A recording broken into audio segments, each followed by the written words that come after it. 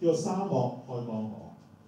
以賽亞書裏邊講到，我哋嘅神就係嗰個曠野開道路、沙漠開江河嘅神。喺佢嘅手裏邊冇咩嘢係唔可以成就，就好似我哋呢個餐會咁樣冇變有，嚟到我哋今日，我哋一齊將我哋感謝獻俾神，亦都俾大家有鼓勵。頭先聽咗牧師同我哋分享，叫我哋翻去好好為我哋嘅家人祈禱，爸爸為子女祈禱，子女去鼓勵爸爸，互相嘅鼓勵。當中其實可能好多人需要喺神嘅面前去修補好多嘅關係，呢啲嘢其實好難。我哋生活裏邊，我哋每一日面對嘅工作，可能好多嘅嘢令我哋擔心，令到我哋疲乏。但係只要我哋記住，我哋個神係嗰個沙漠開道路、曠野開道路、沙漠開江河嘅神，我哋就可以充滿力量去繼續面對我哋嘅難題。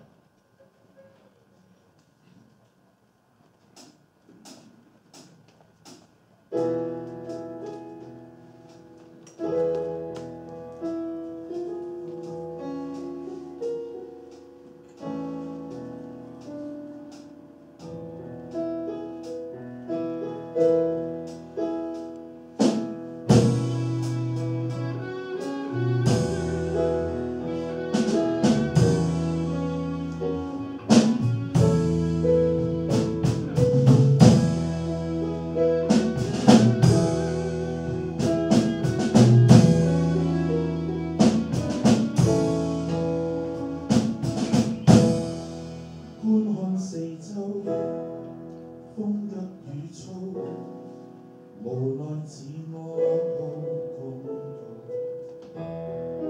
不要嘆息，雖不可理解，仍求同傷心仰望禱告。面對試煉，面對新挑戰，憑着你的恩典，危危亦不糾纏，神原是你最滿明天。不怕反潮，知足感是心意，唯獨你作為不可以比擬，應許永相處，要開路在曠野，悠悠綠洲，沙漠長流活水，無盡憐憫湧流，天使與拯救。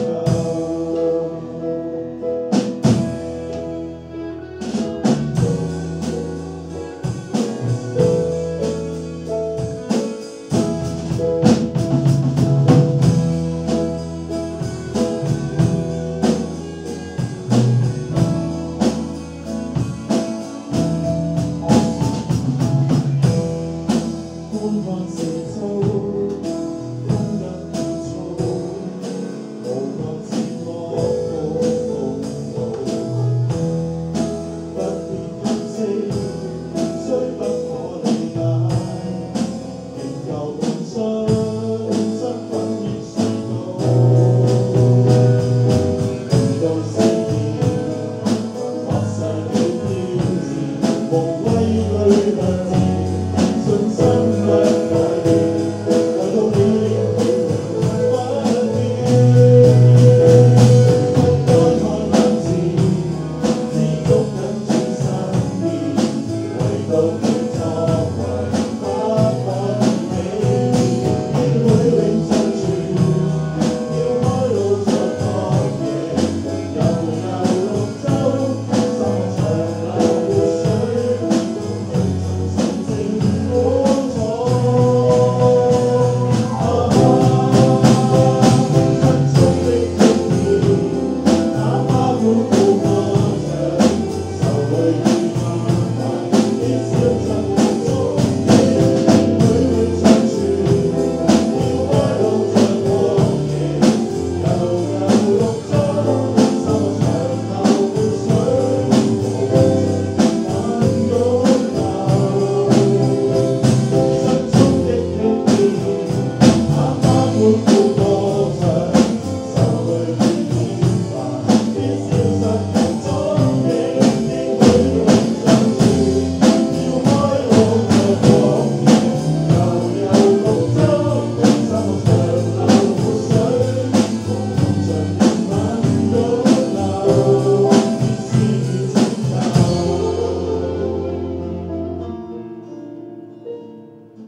悠悠綠洲，沙漠長流活水，無窮盡憐憫湧流，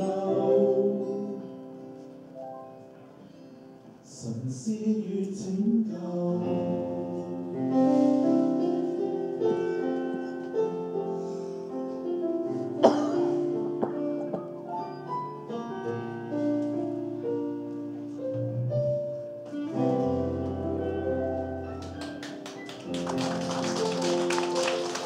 祝大家再一次有一個開開心心、滿有恩典嘅2014。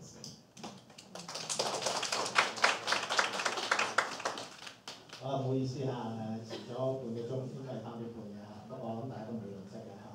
好啦，咁就最後一樣嘢啫，就如果你想話，我想頭先你講嗰集節目，我唔記得咗啦，時間又唔知點樣咁，你不如聯絡我啊咁樣。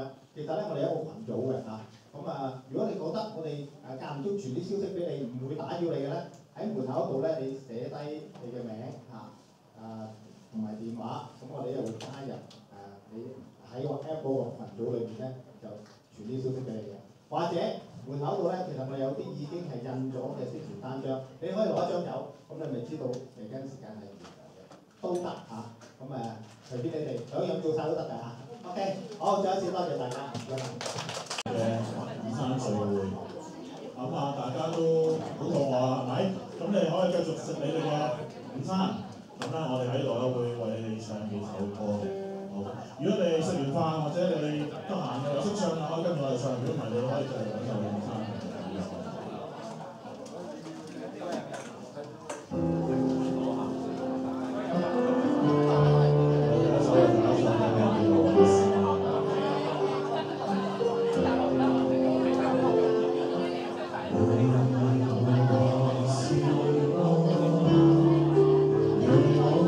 真正早喺水底，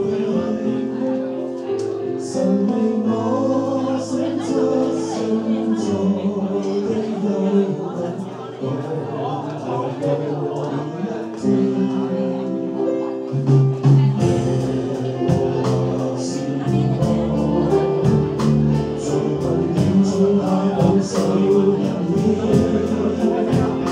神為我擺設苦楚的恩惠，在危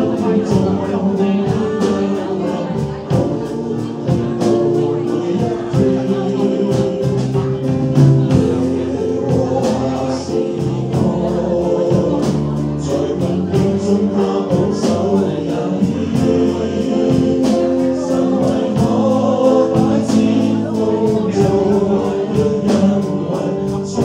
也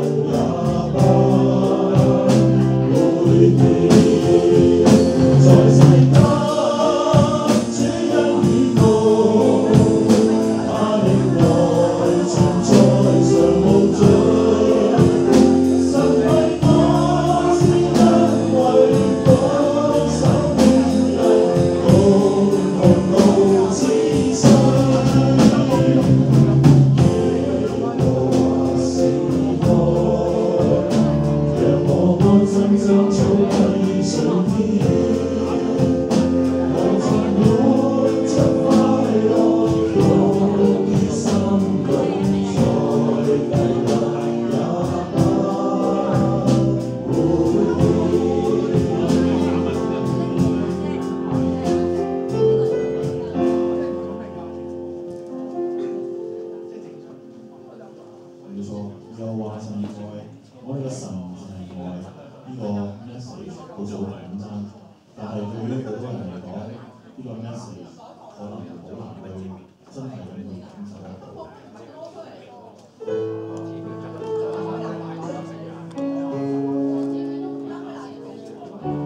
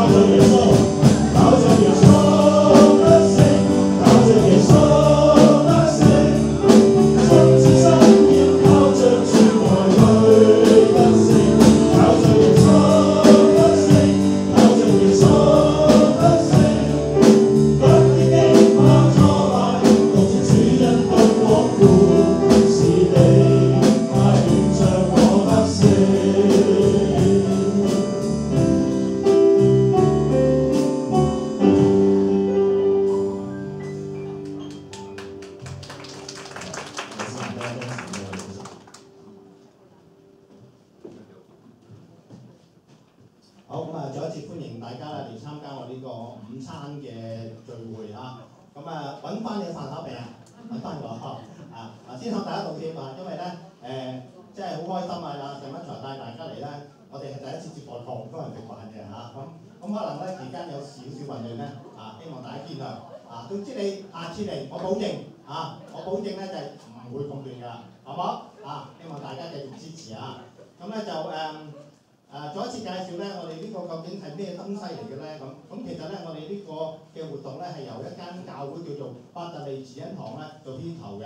咁咧就有呢度嘅異象工房嘅老闆咧大力支持啦，企喺後邊佢唔食飯啦，佢企喺度招呼大家咁咧就大力支持底下咧，就借咗呢個地方俾我哋咧嚟搞呢個活動嘅咁樣。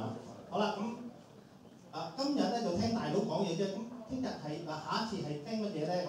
咁我預備咗個 PowerPoint，好快俾大家認識下，好嘛？呢個係上一次嘅，今次咧今次咧就係Teddy 哥同我哋講見證啦。好啦，咁下一次係邊個啊？咁咧就係咧衝上雲霄真人版，咁咧呢位哥哥仔企喺中間嗰個咧，好多靚女包圍住嗰個咧，就係喺華人當中罕有做到機師嘅咁而家喺港龍嗰度做機師咁但係咧佢話咧，佢人生最大願望其實唔係做機師喎，話呢份咁好嘅職業，原來唔係佢最大願望嚟嘅，究竟係乜嘢咧？咁下一次佢會嚟同大家分享佢見證，佢仲話俾我聽，佢會唱歌仔喎好，再下一次啦。咁呢位係導演，咁呢位導演叫梁德森可能大家有睇過啲戲喎，譬如《強姦3》山村老師嗰啲驚慄片咧，佢拍好多嘅咁但係咧，到最近佢拍咗一套咧，就係講下葉繼歡嘅，咁我諗大家叫葉繼歡啦喺彌敦道揸住 AK47嗰個咧咁咧拍完嗰套戲之後咧，佢信咗耶穌喎，點解會咁咧再下一個禮拜，即是22號咧，就會過嚟講啦。好啦，最尾嗰位。呢位咧叫黃錦常嘅小姐咧，原來咧佢曾經患過深度嘅腎炎最高峰嘅時候咧，佢一日要食20粒類固醇。幾時出現過咧？沙士嘅時候出現過啦，係嘛？但係佢原來咧曾經一日食20粒。咁最後尾點解會好翻咧？咁咧佢到時咧就會講就係有一次佢想跳樓喺跳樓嘅時候聽到一把聲嘅耶穌同佢講嘢，之後咧就不藥而愈咁咧。佢將會喺29號咧嚟同大家分享嘅，好嘛？咁好精彩係嘛？咁記得按時嚟聽好啦，咁我知道咧，大家咧今日咧係等大佬出場嘅不過我都要介紹少少嘅呢個唔係咧，即係帶住10幾條咧去劈友啲大佬嚟嘅佢咧犯罪嗰個集團係遍佈東南亞世界各地。我有一次同佢傾偈，我話你最賺錢係咩？佢話佢買成支歐洲球隊打波。一聽到打波最近發生啲事就係知道啦有一次我同佢講起我咧間唔中去泰北短宣嘅話，泰北係我第2個家嚟嘅，咁佢話點解佢原來咧泰北近時咧就係金三角販毒天堂佢就識好多嗰啲軍閥嘅好啦，有權有錢有女人，點解信耶穌咧？唔阻大家啦用掌聲歡迎Teddy哥。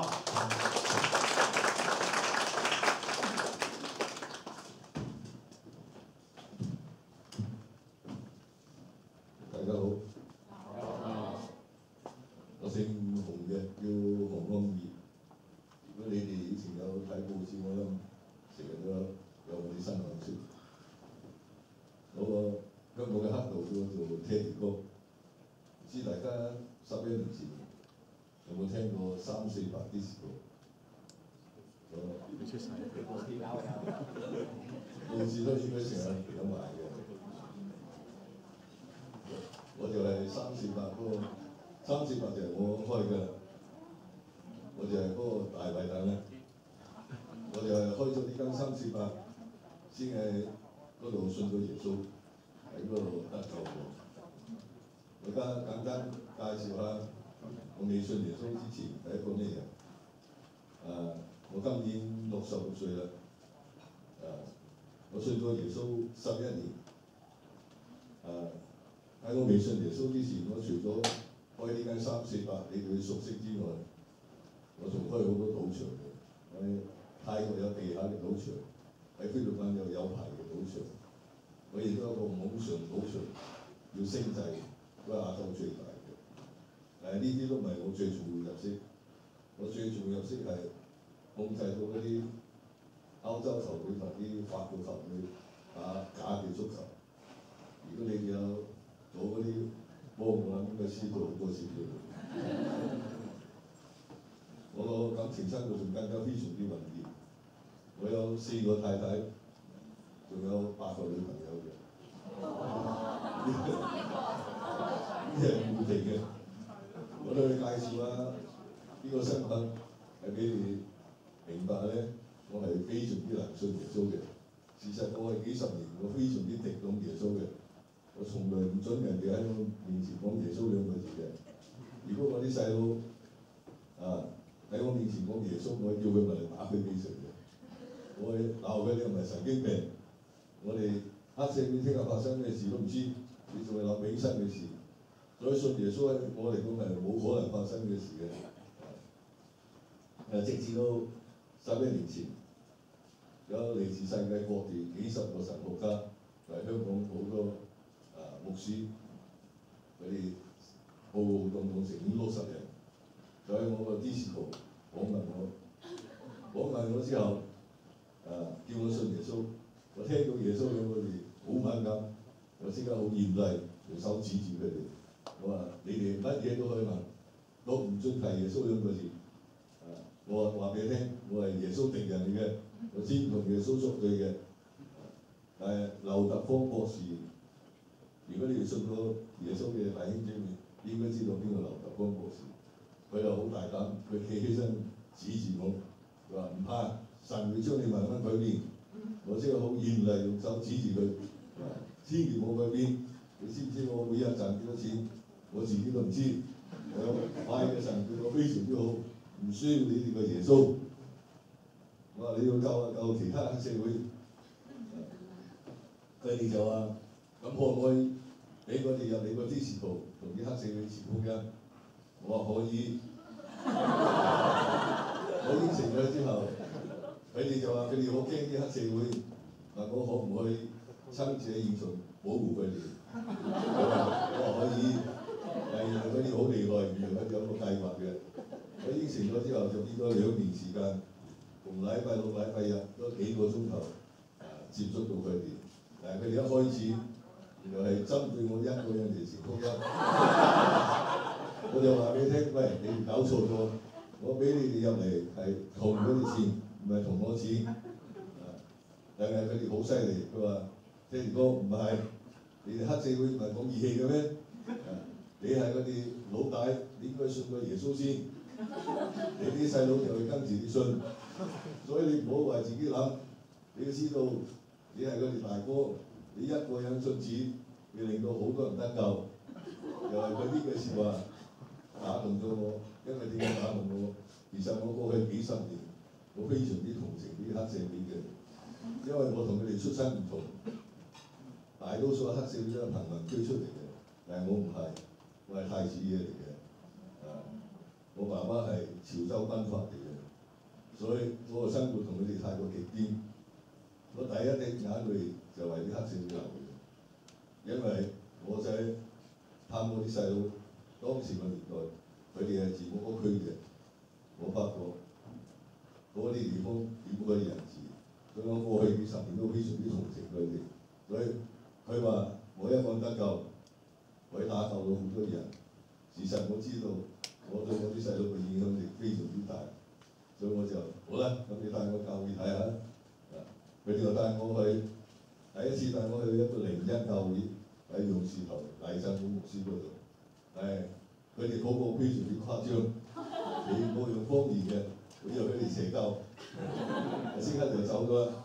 可能幾個劉博士佢哋唔信再叫我，但係佢哋冇放棄我。由於咧。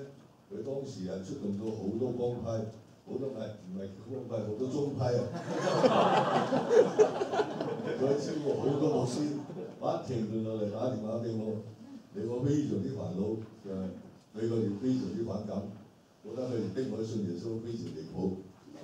有一日我忍唔住，我叫晒佢哋入我辦公室，我第一次恐嚇就去警告佢哋，我話你哋有冇搞錯？你哋全部都個 boss。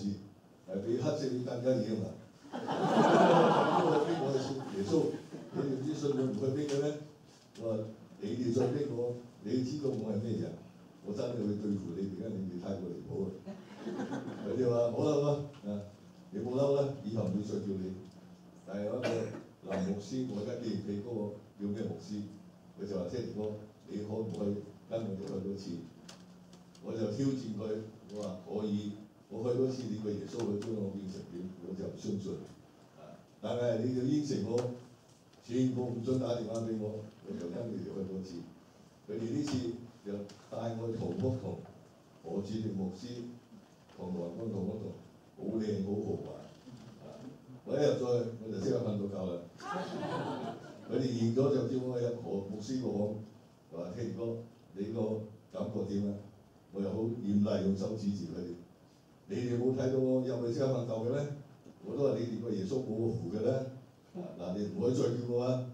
佢叫我真係唔同你客氣啦，因為太過麻煩啦。佢哋就話好啦，你冇嬲啦，聽哥，以後真係唔會再叫你。但係你有咁多公司要管理，咁多人要管理，如果你有啲事解決唔到，你同耶穌祈禱，我送個聖經俾你。我呢樣説話就係羞辱佢哋，我話你哋非常之荒謬。我做生意，我咁大投資，要講策略、講計劃嘅，你竟然叫我同耶穌講好似拜神婆咁，我冇你哋咁幼稚，我係唔會攞嘅。但係由於我當時嘅態度非常之惡劣，我太太想做好人，就好啦，我將聖經攞翻去，然之後將我推出門口，叫我冇同你哋嘈啦。但係我太太唔係信耶穌嘅。佢就將呢本聖經攞翻機就隨手往咗喺床頭，又係點都發夢都估唔到，又係呢本聖經令我人生起咗天翻地覆改變，完全將我大翻轉嘅，係我點樣都估唔到嘅。個課程係咁樣嘅。我頭先同大家講開啲賭場係我坐唔監出嚟做嘅事，其實我啲生人最大個罪過係我後生嗰時，後生嗰時。我係做毒品嘅，但係我係做個毒品係批到你哋冇辦法上場嘅，因為香港喺70年代個 ICC 出嚟之後，俾我做一批嗰啲毒品做毒品嘅全部都走，係我一個唔需要走。由於當時好多警察嘅高官都係我啲手下嚟嘅，所以我一個唔使走。但係幾十年前，全世界只有金山國有毒品，由於我個力量非常之大，我喺金山國大批運毒品，然之後展運咗全世界各地。由於我呢個毒品做得太過大，到我40歲，我開始良心責備，因為我行出街見到無雙食毒品，佢哋全部喺度搶阿婆啲金鏈，佢哋引嚟攞唔。引嚟喺屋企攞唔到錢就打佢屋企人，我立即發覺我係呢個世界魔頭嚟嘅，呢個世界出現咗我非常之不幸，所以我馬上去結束啲毒品生意。但由嗰陣時，我非常之良心自責，有啲長期良心自責。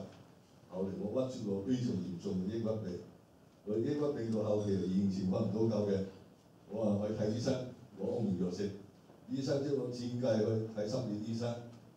我當時咁有錢，我睇咗香港最好嘅名醫，我全部睇咗4年醫生，所有名醫都睇晒。但係所有醫生都話我個抑鬱病係後期嘅，係唔可以完全醫好嘅，我要長期食2種藥去控制，一種就係鎮靜劑，一種就係安眠藥。但係我安眠藥食咗1年，已經冇效果啦。所以過去有好多年，我都係冇辦法瞓覺。嗰日我見到聖經喺我床頭，我就用手指住佢，我話耶穌，如果呢個世界係真嘅，你醫好我病，俾我瞓到覺，我就相信你啦。又非常之奇怪嘅事馬上發生，我都未講完呢幾句嘢，我係咁多年嚟第一次我就瞓着咗，而且由嗰陣時開始，我一上床就瞓，一上床就瞓，我就諗咗2日，呢個耶穌咁厲害，原來呢個世界真係有耶穌，話佢比我拜啲神更加厲害，所以我就去揾翻阿劉博士出嚟，同佢講對唔住，你哋係啱嘅，你個耶穌比我拜嗰啲神更加厲害，我要跟你哋去信你哋嘅耶穌，我就開始咧咁樣咧去翻唐福堂嗰度何志力牧師嗰度開始去信耶穌，但係我信耶穌之後，馬上非常震驚嘅事就發生。由於當時我好多賭場，我有7間店務公司，我控制啲球隊打假波，我去收買啲球隊打假波，每場需要成千萬港紙去收買佢哋。我每場都要買5000萬至8000萬，一個禮拜係打非常好多場嘅。以前全部都係贏嘅，但係我信咗耶穌之後，所有賭場都係輸，打嗰啲假波全部都係輸嘅。所以我信咗耶穌之後，我啲壓力嚟自4分8年，因為我啲細佬全佢哋全部有股份嘅，只不過嗰時我係大股，所以我信咗耶穌之後，佢哋全部一班一班嚟求我，我壓力非常之大。佢哋叫我老大，你冇信耶穌，我哋非常之驚。一信咗耶穌，你嗰個耶穌唔知咩神嚟嘅。一信咗之後，所有公司都係倒水咁倒都係輸。但係佢哋開頭叫我唔理佢哋，我仲笑笑口就係講話，唔使驚。佢哋聽到成日笑笑我更加驚。佢哋問我老大，點解我哋跟咗你幾十年，過去每日見到你賺無數錢，但係我哋幾十年從未見你笑過，點解你而家每日賠咁多錢俾人哋？你成日都笑笑口。我話我都唔知，我話唔知咧就更加嚇死佢哋。佢哋以為我食到跳咗掣，佢哋非常之驚我個團隊，成個驚到手足無措。但係我係佢哋大佬，佢就冇話控制我。佢哋輸錢有份輸，所以佢哋驚到唔知點算好。佢日日都好多人嚟求我，你冇信耶穌。呢個情形維持咗1年，我自己非常之憎耶穌啦，因為嗰年嚟我冇咗好多錢㗎。我第一次決定一定要離開耶穌，嗰日我睇過嚟，我掉咗依家帶緊呢個十字架，但係我呢個十字架以後一生我都帶住佢，因為呢個十字架係我好重要個得救紀念嚟嘅。我喺泰國掟咗呢個十字架之後，第一次用粗口去鬧耶穌，因為我啲賭場係好大座嘅，每張台日日都係輸嘅，喺賭場嘅歷史係冇可能發生嘅。我控制啲球隊打波，我專登去睇佢哋去到細龍門都瞓低，個波都踢咗大嘅，所以我就知道咧唔關佢哋事，係耶穌喺度整蠱我，所以我嗰日非常之嬲，唔知係佢恩典嚟嘅，我就第一掟完十字架之後，用粗口鬧耶穌鬧到好犀利。然之後我打電話翻嚟俾我啲細佬，我話我以後都唔會信呢個耶穌啦。佢哋聽到我講話唔信耶穌，非常之開心。好多嘢機場嚟接我，可能大慶功宴。但係佢哋開心得早過頭。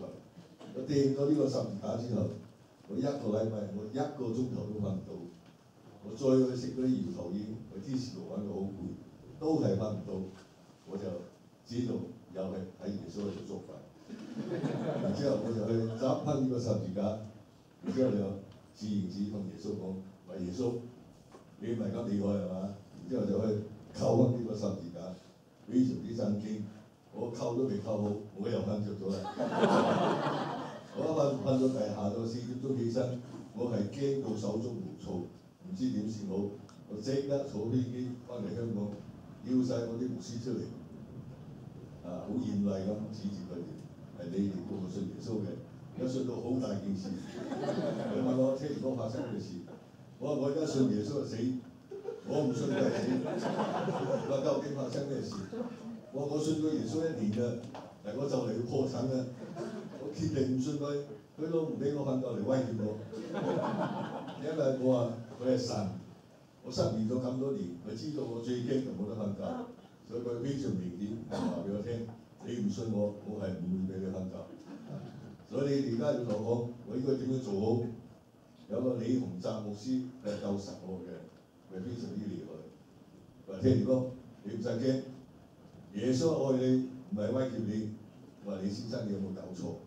愛我愛到就嚟破產，我唔要呢啲愛，但係佢真係好犀利。話聽住講，你會唔會俾你嘅仔女做騙案？生意，我話梗係唔會啦，除咗我黐咗線。佢話咁就係啦，咁你唔俾你個仔女做騙案，係咪驚佢俾警察拉，同埋驚佢冇好結果啊？我話梗係啦，佢話咁就係啦，穌俾你做編滿係唔想你落地獄，因為你所有咁多公司都係唔好嘅，所以耶穌愛你，佢唔想你落地獄。佢呢個比例非常之貼切。我話李先生，我話你好犀利，咁樣講，耶穌可能真係愛我，咁我跟住翻教會，我又再翻去教會過咗3年，嗰3年我過得非常之痛苦，因為我當時我以為自己好夠義氣，仲有2件事我冇辦法解決到。第一件事，我嗰12個女人唔係普通女人，如果我講佢個名出嚟，你哋全部會識嘅。佢哋全部好似豪宅嘅，佢哋着啲衫幾萬蚊件嘅，我個開銷太過龐大啦，所以我唔敢結束我啲編滿。第二件事冇辦法解決嘅，跟住我個團隊係幾千人嘅，我一個賭場分4班，佢要1000幾個細路，所以我唔肯去結束啲賭場。耶穌所以成日同耶穌喺度鬥，佢關掉我呢個賭場，我再又開另一個賭場，就成日同啲牧師喺度嘈。牧師話我你信咗耶穌冇理由做編滿，我就話俾牧師知，如果呢個耶穌要我一個人上天堂，唔理我啲細佬嘅死活，我話佢係一個好神嚟嘅，佢冇理由教我負情負義。如果佢係一個咁嘅神，我唔會信佢。有呢個非常之錯個思想，我一點改變都冇。有啲我唔肯放低世界嘢，我又唔肯睇聖經，我睇聖經越睇唔舒服。每章都落地獄嘅，牧師喺度講道，越聽越唔開心。我又唔肯祈禱，因為我幾十年都係拍牧師嚟嘅，我以為自己好犀利、好厲害，唔肯去求佢。我又唔肯唱聖詩，因為我係大哥，佢哋小丑咁，所以嗰3年過得非常之痛苦，一啲改變都冇。我第2次一定要離開耶穌，我嗰日坐喺屋企嚟。我同耶穌講：喂，耶穌，可能你係愛我，可能你想救我，但係我而家話俾你聽，你冇愛我，你冇救我，我唔肯放低我嘅嘢，我決定願意落地獄，你冇救我啲公司就可以啦。然之後我就去取消我個鬧鐘，因為我個教會係11點鐘崇拜嘅，我要教個鬧鐘10點鐘係嘈醒我。當我講完呢番笑話，佢取消個鬧鐘之後，更加震驚嘅事即時發生。我突然間驚到不停打震，驚到係震到非常緊要，就係啲冷汗嚇到咧係好似落雨咁飆嘅，啲牙都就嚟打碎啦。我即刻跳上張床，叫我女朋友即刻攞棉推，冚到我實又將我抱到好緊，都完全頂唔到。我又知道。一定係耶穌喺度救佢。然之後，我話叫我女朋友，你嗱嗱聲校翻個鬧鐘。果然個鬧鐘一校翻，我即刻又平靜啦。我就當然知道係耶穌喺度教嘢，我就坐起身同耶穌講：我耶穌，冇辦法，你係神，我係人，我救唔到你，我翻教，我乖乖翻教會。我又再翻去教會，過多咗3年，嗰時係過咗6年啦。耶穌將我啲編滿全部關閉晒，將我啲財產1毫子都收晒。我當時係完全破晒產啦，完全冇能力同耶穌再鬥落去。我第3次一定要離開耶穌。我嗰日坐喺屋企嚟，我同耶穌講：喂，耶穌，我而家終於清醒啦！你唔係救我，你喺度玩我，你喺度折磨我。點解你要折磨我？因為你係報復我係太過用粗口鬧你，因為我信咗1年之後，我用粗口鬧佢，係鬧得好犀利。所以我呢次，我話我而家睇到個事實，你將我啲編滿全部關閉晒，但係你好嘅生意報道開到，你咁樣叫救我咩？我唔會再相信你係救我。但係我同你鬥咗6年啦，我知道我鬥唔過你，但係我唔會咁蠢，繼續俾你慢慢去折磨我。我話我而家決定要自殺，我死咗之後你就唔可以折磨我啦，你係神又點咧？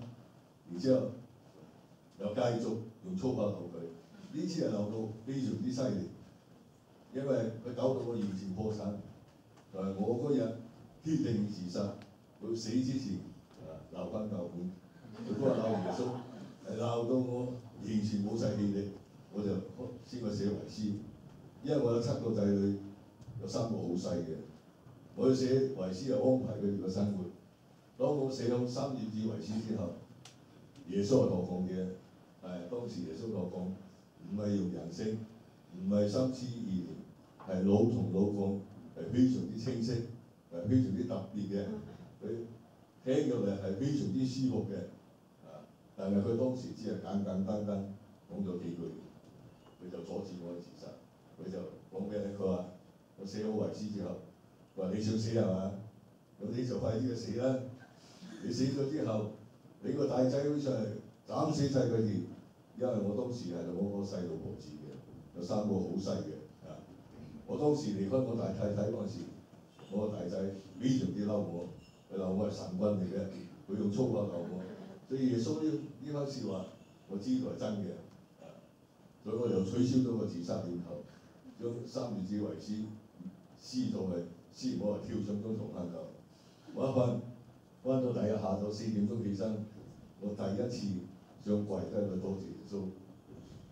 我話耶穌，多謝你，乜你仲會救我咩？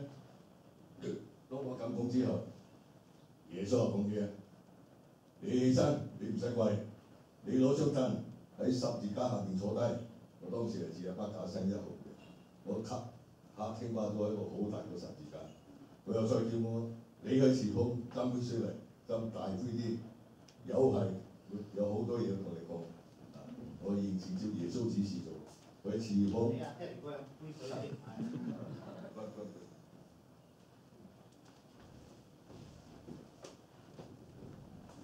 我完全照耶穌嗰個指示做，佢前鋒斟好杯水。好大杯水，然之後攞張凳喺十字架後面坐低。我一坐低，一刻上間，非常之奇怪嘅事即刻發生啦！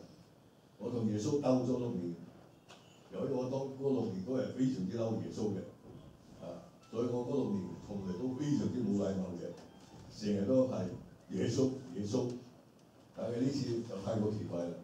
我一眯埋眼，我用好温柔嘅口吻。好親切嘅口吻去叫耶穌，好似叫自己嘅爸爸一模一樣。但係我唔係叫佢做爸爸，我係叫佢做父神。我父神，你冇怪我唔睇你嘅聖經啊！你啲聖經咁得人驚，如果照你聖經嘅説話做，我乜嘢都唔可以做。你將我講到咁實，我點睇啊？我一講到呢度，佢話你個衰仔，你眯埋眼跟我嚟。我一眯埋眼，耶穌係馬上將我提到天邊嗰度去。我去到天邊嗰度，見到好多班人，全部一班，全部垂低雙手，垂低個頭。耶穌用手指俾我睇，佢話佢哋就係你哋話等我審判，其實我唔係審判佢哋，我係喺度認人，認緊邊個照我説話做，我就俾佢入去。我就好出奇咁問佢：我話父神，唔係每個人信咗你嘅都可以入去咩？佢當然唔係啦，好似你咁污糟邋遢，你點入去？我話我唔入去，我去邊度？話你望喺下邊，我照佢指示做望喺下邊。我望喺下邊見到無數條深坑，非常之深，非常之黑，見唔到底嘅。每條嘅牆點都唔一樣。我就問耶穌：我話父神，點解有啲牆有啲點？佢話要睇下你哋喺下邊犯嘅罪係輕定係重，輕嘅就放喺啲點嘅。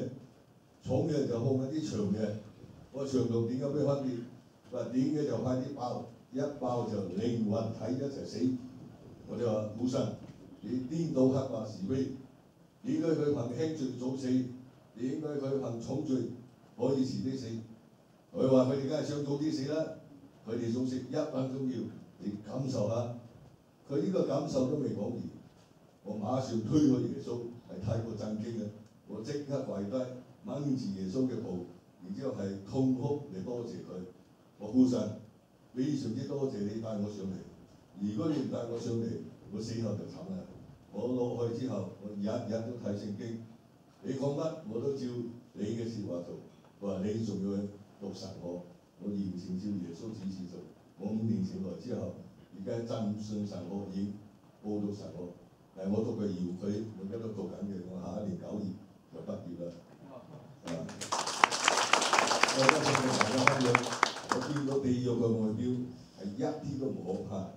只係啲深坑嚟嘅，冇咩可怕嘅。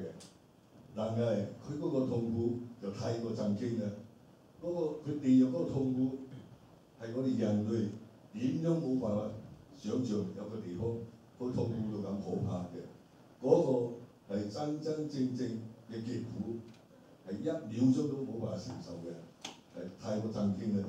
然之後我應承咗耶穌之後，佢又再叫我你匿埋啦。佢呢次我一匿埋啦，佢係帶我入天國。哇！我入到天國之後更加震驚，我係震驚到成個人發傻咗，係個口都識合埋嚟，因為完全唔敢相信我睇到眼睇到嘅嘢，有個地方佢靚成咁樣嘅，而且最震驚嘅係我喺天國見到嘅事係比而家更加清晰嘅，比日頭更加清晰嘅。但係由於佢太過靚，又太過開心，我知道嗰度100%唔係地球嚟嘅，而且佢嗰個開心係冇辦法形容嘅，佢嗰個真真正正極樂。我哋地下係歡樂同埋喜樂，佢嗰個極樂係冇辦法形容嘅。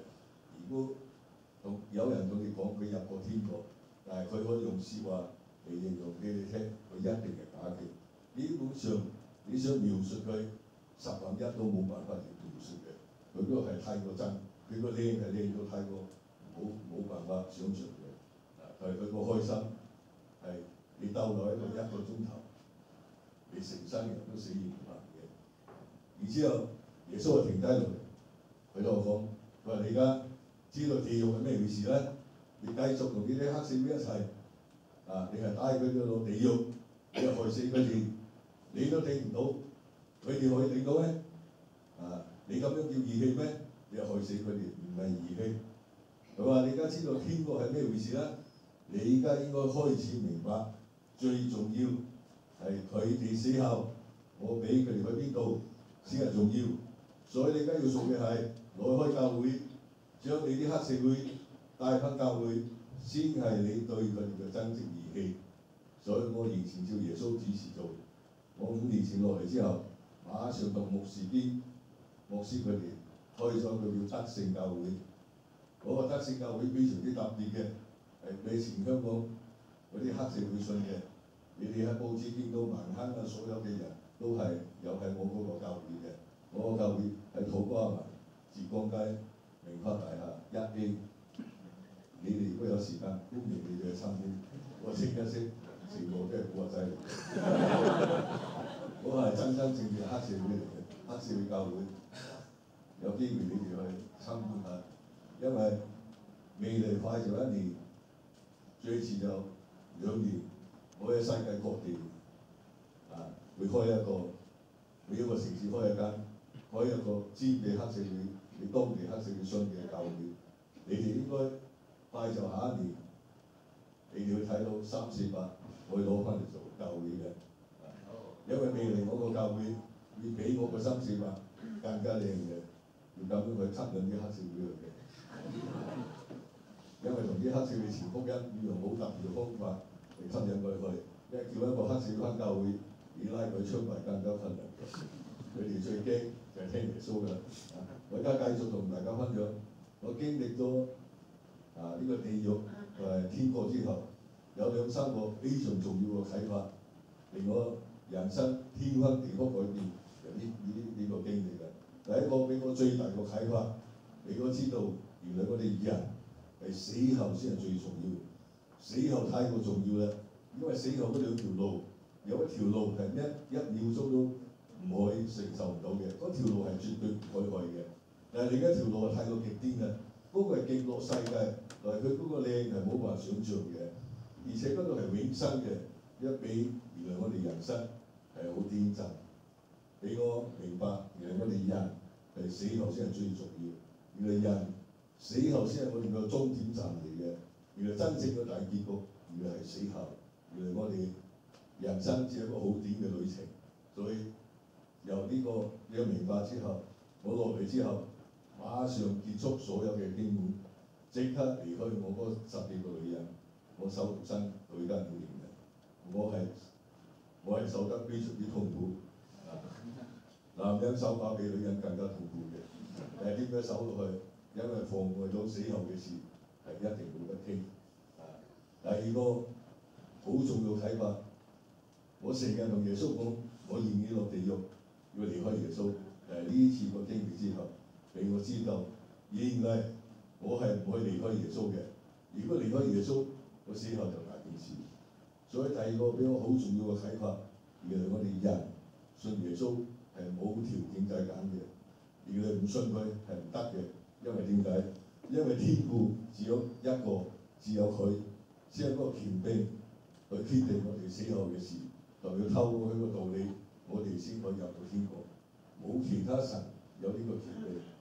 所以我喺天國來之後，如果有牧師同教徒講話耶穌係個信仰嚟嘅，我一定會話佢你絕對係錯嘅。耶穌信耶穌絕對唔係信仰，因為信仰可以信，可以唔信，可以信其他嘅信仰，但係原來信耶穌唔係信仰嚟嘅，係唔信佢唔得嘅。第三個好重要個睇法，我同大家講我喺天國嚟一個經歷。我入到天國之後，耶穌俾我睇我未嚟過天家，我未嚟過天家非常之新潮，好靚嘅，宏偉寬寬嘅。但係我隔離屋係宮殿式嘅，我第一次睇佢非常之靚，但係我個花園好細，我就問耶穌：我好細，你知道我好中意啲花草樹木㗎，點解我個花園咁細？佢話你個傻仔，呢度咪下邊，你要幾大，要幾靚，你自己諗就得㗎啦。你而家再睇入去，我完全照耶穌指示做，再睇入去，我一再睇入去，越諗越大，越諗越靚，呢個經歷非常之重要，又係令我徹底改變，同呢個經歷非常之有關，因為俾我知道天國個奧秘，原來天國入邊有意念嘅，有意志嘅，一諗就係啦。我馬上即刻明白點解我哋要信耶穌，點解要嚟教會，因為天國嗰個極樂，佢係充滿愛，嗰個係飽滿嘅，但係相比我哋嘅人生，我哋嘅人生個愛太過少啦。我哋嘅人生俾仇恨、俾妒忌、俾苦毒、俾批評論斷去充滿我哋嘅人生。咁你哋試想下，如果我哋嚟學習耶穌個寬恕，唔嚟學習耶穌個良善，耶穌係冇可能放一個充滿仇恨個靈魂入嚟天國打仗嘅，因為入邊係用意念、用意志嘅。所以原來我哋咪信咗耶穌就去入天國嘅，呢個係非常之錯誤個思想嚟嘅。原來我哋信耶穌一定要肯生命改變，一定要肯要將我哋個仇恨、苦毒放低，我哋先可以入天國嘅，唔係信咗耶穌就可以，呢個係好錯嘅。因為如果大家明白，我作為一個比例幫助大家明白，我哋人管理呢個社會都識將啲壞人韞咗入監房，我都喺香港俾佢韞咗10幾年。點解韞起我？冇俾我哋傷害你哋。呢個前世嘅政府都係咁樣管理佢嘅社會嘅。我哋個神管理嘅天國更加嚴厲嘅，因為嗰度係極樂樂園嚟嘅，佢係冇可能放一個充滿仇恨嘅靈魂入去嘅。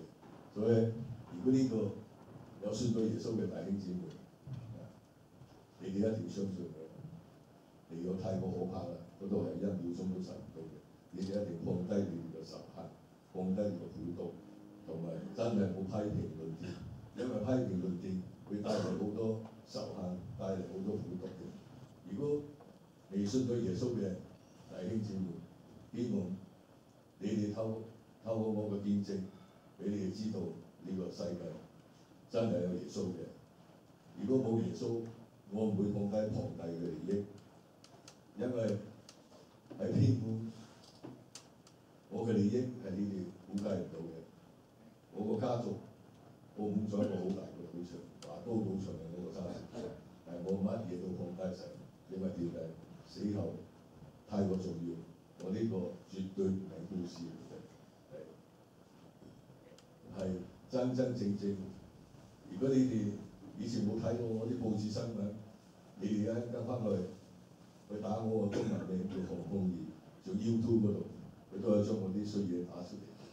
咁你哋就應該知道呢個唔係故事，係真正嘅經歷嚟嘅，而且呢個經歷係假少少都唔可以嘅。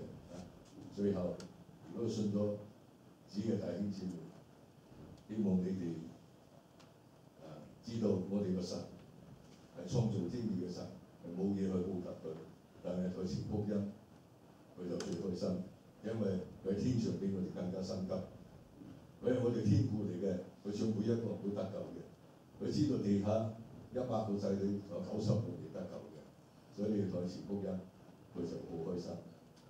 咁我俾意見你哋，如果我哋一年同耶穌做少少嘢，一年再帶一個翻嚟教會，一年365咁長，只要你哋俾責任自己，俾目標自己，一年帶一個翻嚟，一定會帶到嘅。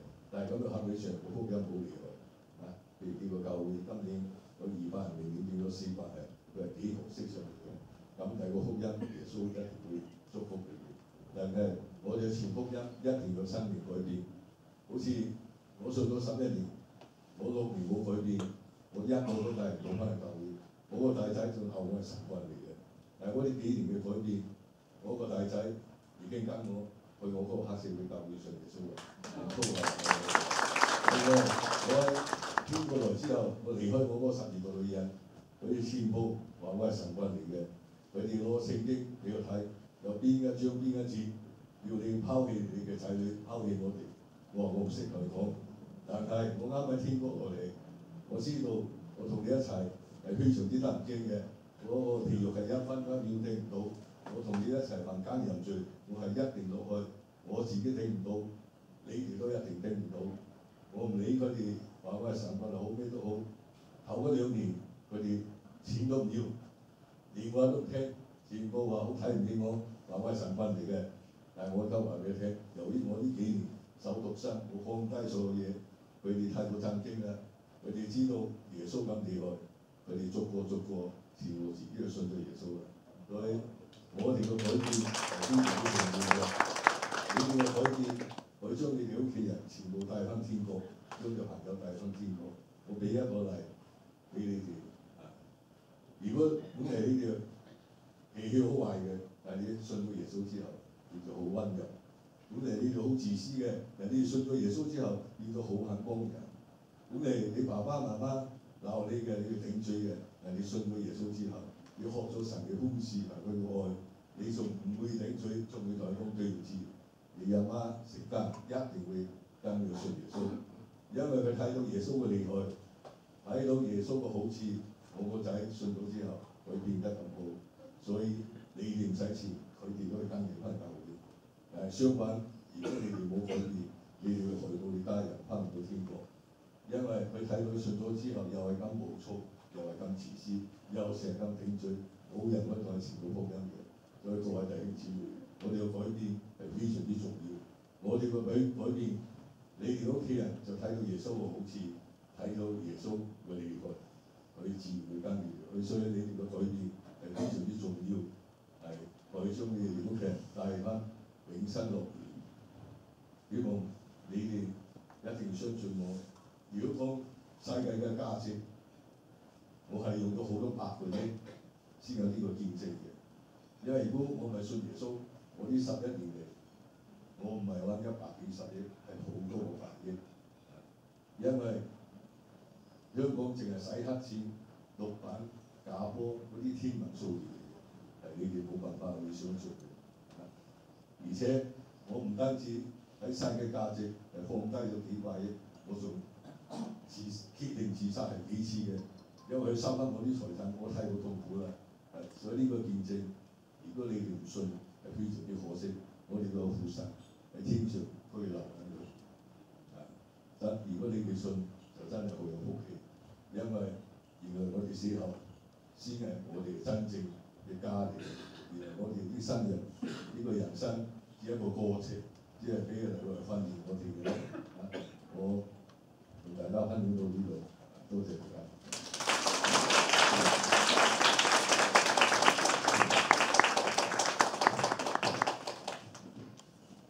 Teddy 哥係咁好啱，我講你可能會唔信，但係佢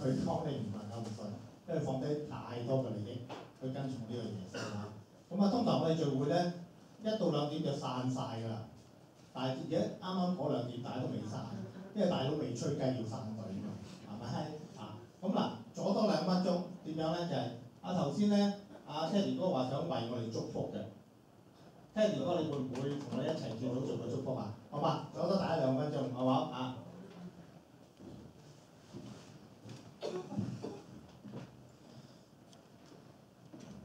好，多謝大家，我而家奉父神耶穌基督聖名去祝福呢度咁多位弟兄姊妹，祝福你哋個身體，祝福你嘅家庭，祝福你嘅感情，祝福你嘅事業，祝福你嘅侍奉。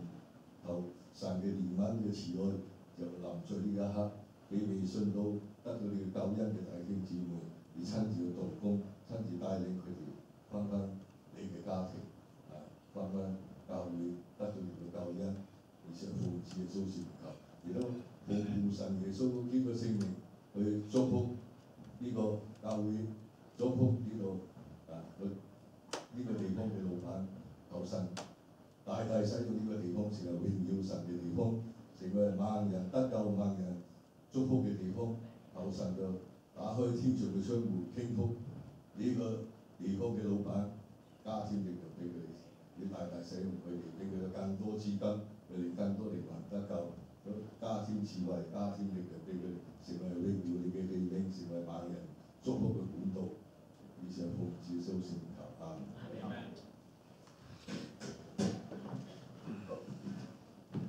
嗱，咁我就知道真係有啲2點要翻工嘅。咁如果你哋叫趕住走咧，就唔使客氣。咁因為咧，最後尾咧，我哋嗰個樂隊我唔記得介紹嚇，你見到佢哋都有翻咁上下人生嘅經歷㗎啦嚇。咁咧，佢叫做 Vision 嘅佢哋嘅樂隊，佢會帶我哋唱一首歌。咁如果你唔係趕住走咧，要唱埋一首歌，甚至咧同Ted 可以將場都得。好，咁我哋將成間俾 Vision。